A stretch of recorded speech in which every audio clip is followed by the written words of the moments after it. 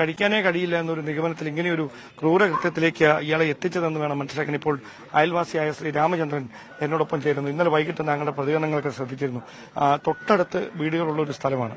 ഇവിടെ ഒരു സമാധാനപൂർണ്ണമായ ആളുകൾ താമസിക്കുന്ന ഒരു ഏരിയയാണ് അല്ലേ? തീർച്ചയായിട്ടും ഒരു ഇഷ്യൂ ഇല്ലാത്ത ഏരിയ. അപ്പൊ ഈ കുടുംബമായിട്ട് താങ്കളുടെ ഒരു ബന്ധം എങ്ങനെയാണ്? ഞാൻ എന്നെക്കായിൽ കൂടുതൽ ബന്ധം എന്റെ വൈഫുമായിട്ടാണ്.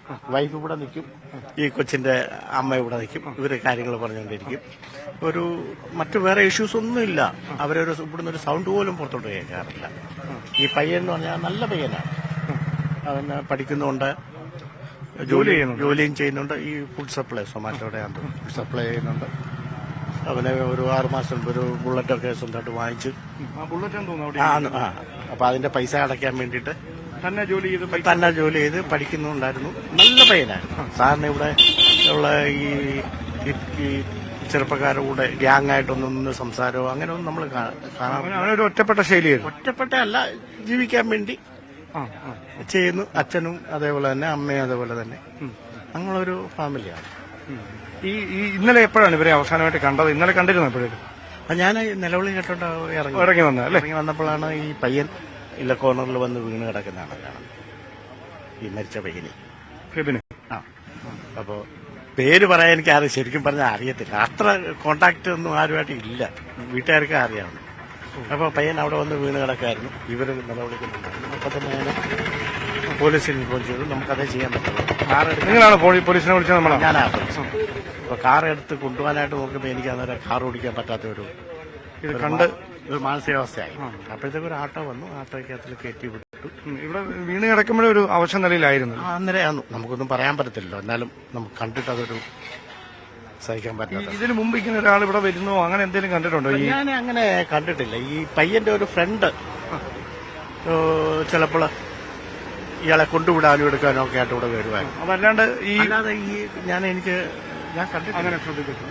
പിന്നെ പത്രത്തിൽ ഫോട്ടോ കണ്ടിട്ട് എനിക്ക് ആ മുഖപരിചയം തോന്നി.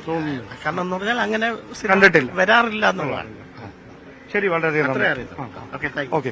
എന്തായാലും സൈത്ത് എടുത്തു പറയേണ്ട കാര്യം, ഏറെ പ്രതീക്ഷയോടെ ഈ 22 വയസ്സുകാരായ ഫെബിൻ വാങ്ങിയ ഫെബിന്റെ ബുള്ളറ്റ് അത് ഈ വീടിന്റെ ഒരു വശത്ത് അങ്ങനെ ഇരിപ്പുണ്ട്. അതിന് മാസം CC അടയ്ക്കുന്നതിന് വേണ്ടിയിട്ടാണ് ഈ ഫുഡ് ഡെലിവറി ഒക്കെ ചെയ്ത് അതിന് സ്വയം പണം കണ്ടെത്തിയിരുന്ന ഒരു ശൈലി കൂടി ഫെബിൻ പിന്തുടർന്നത്. പക്ഷേ ആ വാഹനം അനാഥമായി ഫെബിൻ ഓർമ്മയായി മാറി എന്ന കാര്യം ഉൾക്കൊള്ളാൻ ഈ നാട്ടുകാർക്ക് ഇപ്പോഴും കഴിഞ്ഞിട്ടില്ല. ഈ വീടിനോട് ചേർന്ന് ഒരു പട്ടിക്കുഞ്ഞുണ്ട്. അവരെ ഏറെ സ്നേഹിച്ചിരുന്ന ഒരു നായയാണ്. ആ നായയും ഭക്ഷണമൊന്നും കഴിക്കാതെ ആ വീടിന്റെ ഒരു വശത്ത് ഇപ്പോഴുണ്ട്. ദയനീയമായ ഒരു കാഴ്ചയാണ്. എനിക്ക് തോന്നുന്നു ഈ വീട്ടിന്റെ പരിസരത്ത് നിന്ന് ഇപ്പോൾ ഏറ്റവും ദയനീയമായ കാഴ്ച ഈ വീട്ടുകാരെ സ്നേഹിച്ച് വളർത്തിയിരുന്ന ആ നായുടേതാണ്. അത് അവശനായി ഒരു വശത്തിങ്ങനെ കിടക്കുകയാണ്.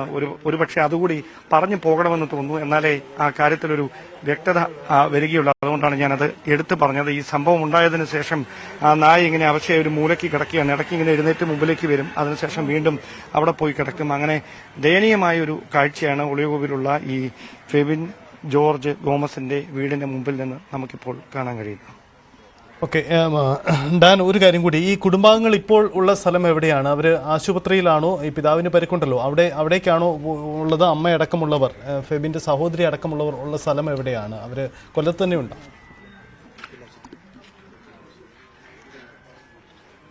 സൈത്ത് കൊല്ലം ജില്ലാ ആശുപത്രിയിലാണ് ജോർജ് ഗോമസ് ചികിത്സയിൽ തുടരുന്നത്. അദ്ദേഹത്തെ അടിയന്തരമായ ഒരു ശസ്ത്രക്രിയയ്ക്ക് വിധേയനാക്കി കഴിഞ്ഞു എന്ന സൂചനകളാണ് ലഭിക്കുന്നത്. അതിൽ ഒരു കൃത്യമായ വിവരം നമുക്ക് ലഭിച്ചിട്ടില്ല. അങ്ങനെയാണ് ഇപ്പോൾ അറിയാൻ കഴിയുന്നത്.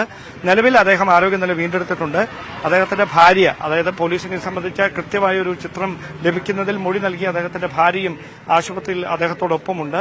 മകൾ അവിടേക്ക് എത്തിയിട്ടുണ്ട് എന്നാണ് നമുക്ക് ലഭിക്കുന്ന സൂചന. സംബന്ധിച്ച കൃത്യമായ വിവരങ്ങളൊന്നുമില്ല. എന്തായാലും പോലീസ് ഈ യുവതിയുടെ അടക്കം മൊഴി രേഖപ്പെടുത്തും. കാരണം ഈ കേസിൽ ഏറ്റവും നിർണായകമായി മാറാൻ പോകുന്നത് ഈ കോഴിക്കോട് ബാങ്ക് ജീവനക്കാരിയായി ജോലി ചെയ്തിരുന്ന ഈ ഫെബിന്റെ സഹോദരിയുടെ മൊഴിയായിരിക്കും. അപ്പോൾ അതുകൂടി രേഖപ്പെടുത്തുന്നതോടെ ഈ കാര്യത്തിൽ എന്താണ് സംഭവിച്ചത് എന്നതിനെ സംബന്ധിച്ച വ്യക്തമായൊരു ധാരണ ലഭിക്കുമെന്നൊരു നിഗമനത്തിലാണ് അന്വേഷണ സംഘം ഇപ്പോൾ മുമ്പോട്ട് നീങ്ങുന്നത്.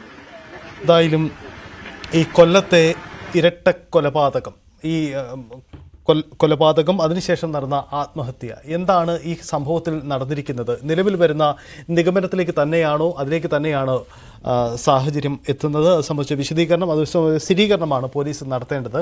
ഇതിനകം തന്നെ ഈ പ്രതി എത്തിയ വാഹനവും അതിനുശേഷം ആത്മഹത്യക്ക് തൊട്ടു മുമ്പ് വാഹനം കൊണ്ട് ഉപേക്ഷിച്ച ആ ദൃശ്യങ്ങളൊക്കെ പോലീസ് ശേഖരിച്ചു കഴിഞ്ഞു. അങ്ങനെ പരമാവധി തെളിവ് ശേഖരണം ഇന്നലെ തന്നെ പൂർത്തീകരിച്ചു എന്നാണ് മനസ്സിലാവുന്നത്. പക്ഷേ എന്തുകൊണ്ടാണ് ഇത്തരമൊരു കൊലപാതകത്തിനും പിന്നീട് ആത്മഹത്യക്കും വഴിവെച്ചത് എന്നതിൻ്റെ കാരണം കണ്ടെത്താനായിരിക്കും ഒരു പക്ഷേ പോലീസ് ശ്രമിക്കുക. അത്തരം നീക്കങ്ങളിലേക്ക് കൂടിയാണ് കടക്കുന്നതെന്ന് വേണം നമുക്ക് മനസ്സിലാക്കാൻ. ഈ ആദ്യം പ്രണയ അഭ്യർത്ഥന ഉണ്ടാവുന്നു. ആ പെൺകുട്ടി ഫെബിൻ്റെ സഹോദരിയുമായി തേജസ് പ്രണയ അഭ്യർത്ഥന നടത്തുന്നു. പിന്നീട് അതൊരു വിവാഹാലോചനയിലേക്ക് വരുന്നു. ആദ്യം കുടുംബം എതിർക്കുന്നു, പിന്നീട് കുടുംബം നടത്താമെന്ന തരത്തിലേക്ക് വരുന്നു. പക്ഷേ പെൺകുട്ടി പിന്നീട് പിന്മാറുന്നു. ആ തരത്തിൽ ഉണ്ടാകുന്ന സാഹചര്യങ്ങൾക്കൊടുവിലാണ് ഇത്തരം കടുത്ത തീരുമാനത്തിലേക്ക് പോകുന്നത്. അതേസമയം തേജസ് ഇത്തരം ഒരു കടുത്ത തീരുമാനമെടുക്കുമോ എന്ന കാര്യം ആ കുടുംബവും വിശ്വസിച്ചില്ല. തേജസിൻ്റെ അച്ഛനടക്കമുള്ളവർ, അച്ഛൻ ഒരു പോലീസ് ഉദ്യോഗസ്ഥനാണ്, അദ്ദേഹം അടക്കം ഇത് വിശ്വസിച്ചിരുന്നില്ല. ആ തരം സാഹചര്യങ്ങളിലേക്ക് അത് പോയിരുന്നില്ല. പക്ഷേ ഒടുവിൽ ആ പ്രണയപ്പകയ്ക്കൊടുവിൽ എത്തി ഫെബിൻ്റെ വീട്ടിലെത്തി സഹോദരിയെ ലക്ഷ്യമിട്ടെത്തിയ തേജസ് ഒടുവിൽ സഹോദരനെ കുത്തിക്കൊല്ലുന്നു, അച്ഛനെ ക്രൂരമായി ആക്രമിക്കുന്നു. ഇതാണ് പിന്നീട് കണ്ടത്. ഒടുവിൽ തേജസ് ആത്മഹത്യ ചെയ്യുന്നു. ഇതാണ്